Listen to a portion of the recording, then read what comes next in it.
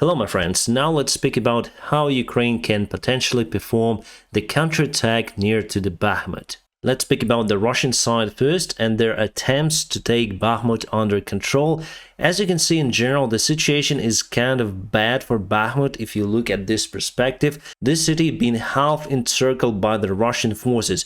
After they took Soledar, they moved quite a lot, and their attempt is to move from the north and also from the south, simultaneously pushing from many of the directions that you see on this map. The first problem for Russians was that Ukraine provided resistance here in the city, even though Russians were able to enter the residential area of the private sector. So after Wagner's attack over here, they decided to go southbound to Kurdimivka and Andriivka, taking those two villages, and after it, performing this attack from the south.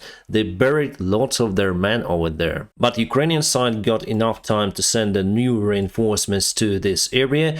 Also, our forces that changed the position out from the Soledar continued to keep defense, but also were sent partially to the south. And basically we killed this vector for the Russian army. It's very important because here you can see the main road for supplies, and there is also the secondary road that goes through the Chasiv Yar. Russians tried to cut supplies unsuccessfully. However, Russians managed to attack from the north, taking Krasna Gora under their control together with small villages, and they were able to cross this road over here, attacking Yahidne. And after Yahidne, there's the freeway to Bakhmut. However, there are some problems with supplies occurred for the Wagner group. And as their leader Prigozhin says, now they still have some of the ammunition supplies, but just 20% of what was around 2 weeks ago. And this war shows that artillery plays a great role, so without the artillery they simply cannot assault. That is why they cut their vector from the north as well. It was 3 days ago that the last time they got some sort of the achievements, taking the ground on the north side. And now about the counterattack. Russia created those two humps, I would say, that are very easy to counterattack using enough resources. Simply, we already have our forces over here across the front lines. What we need to do is to push Russians from this side, from the north and from the south, jamming them and cutting the way for their movements. The problem for Ukrainian army is that still we don't have enough resources for this counterattack, but even if we had those, there's still a bad weather out there. And here you need to go across the fields, and here as well. Russia also is getting ready for possible Ukrainian pushback, but nevertheless they retreated from this position, so it was successful Ukrainian counterattack over here from this direction, but we were not able to encircle them in this area. But anyways, those Russian humps that they created are usual threat for the attacking army, and you should continue your attack as long as possible, as long as you have supplies and ammunition.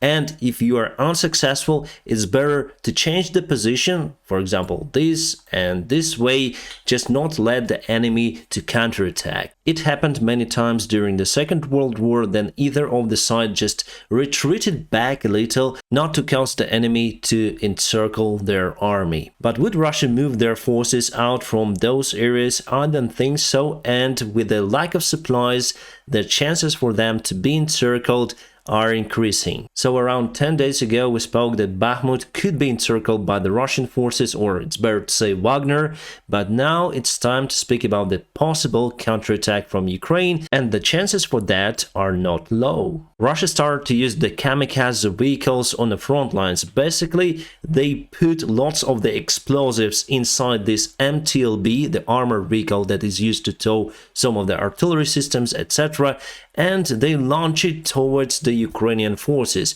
And this one just came but didn't explode, luckily. And this is what was inside, some of the aviation bombs, and this hose was put to reduce the friction between those bombs, and there was no driver, no one. Was it remotely controlled? I'm not sure. Probably they just jammed the gas pedal and it ran towards our positions. And it was the second case reported, so Russia isn't desperate how to break through Ukrainian defense. If you say that Russia is wasting those vehicles, those are very cheap and Russia has lots of them. It's not the BMP or BTR, it's just a simple vehicle that costs nothing. About the yesterday's attacks on the Russian positions, especially in Mariupo, then there were reported more than 10 explosions. Well, so far it's hard to say what happened there and what Ukrainian army used to attack Russians. The Russian side says that Ukraine used some sort of the new weaponry, new rockets, but the distance from the Mariupol till the front lines is just 74.5 kilometers,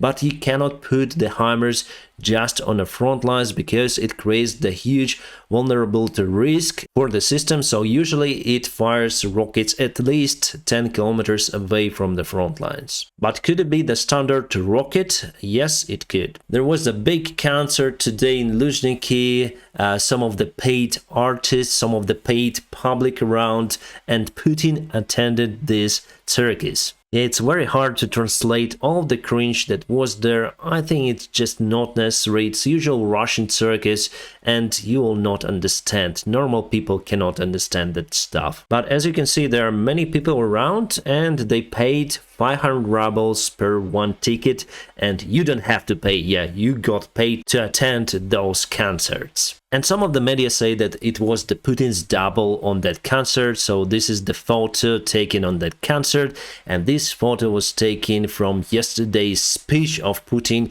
to his puppets. And from my experience on YouTube, I know that if you put the different lighting or you wear some sort of the different stuff, you would look different. And obviously with this pixel art quality, we cannot say whether it's double or not, but I believe that it's not. I don't believe in Putin's doubles. Also, one more myth, or maybe not, that Putin is sick in cancer. Some of the media resources say about this possible sickness, but it's hard to believe until some of the doctors open the body and see themselves. Our intelligence director Budanov gave the interview to Forbes. He said that the huge assault of the Russian forces has already been started. The problem is that we put defense and Russians continue to waste their soldiers for nothing. That is why they're not moving forward. And also he said that during the spring there will be the break moment in this war and the possible Ukrainian counterattack, the big one on the south. And I have also no doubt about it, because soon we're gonna get everything we need for that counterattack. Some interesting information appeared in many of the media resources. For example, here we have the CNN. United States believes Russia had failed intercontinental ballistic missile test round than Biden was in Ukraine. And yes, from the Russian media resources before, we got the information that Russia was planning to test their missiles, but something went wrong and their Sarmat rocket failed. Maybe the Russian side didn't want to risk because Biden was in Kiev, everything was in tension.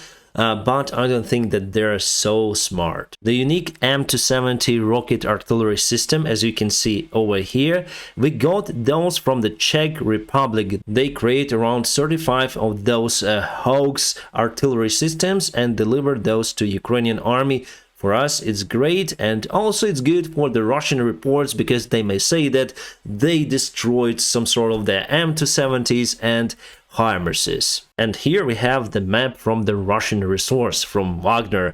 The situation in Bakhmut on 22nd February 2023, then I'm recording this video.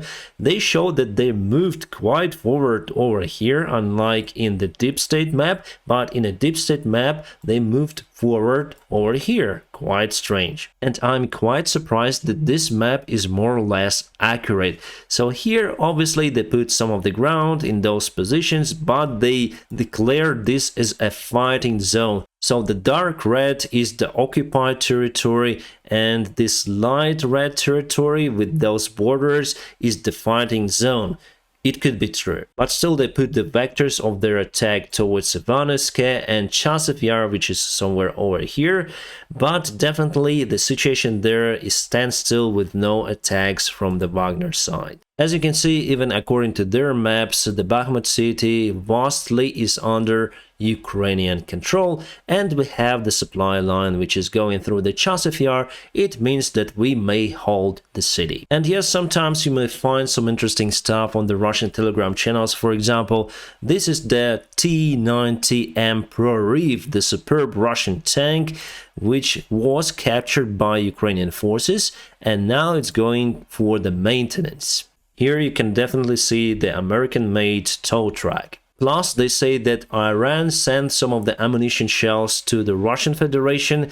At least 20,000 shells will be supplied in a nearby future, in addition to those that were supplied. So what was the quantity? So far we don't know. The United States will supply to Ukraine the long-range gliding bombs JDAM-ER.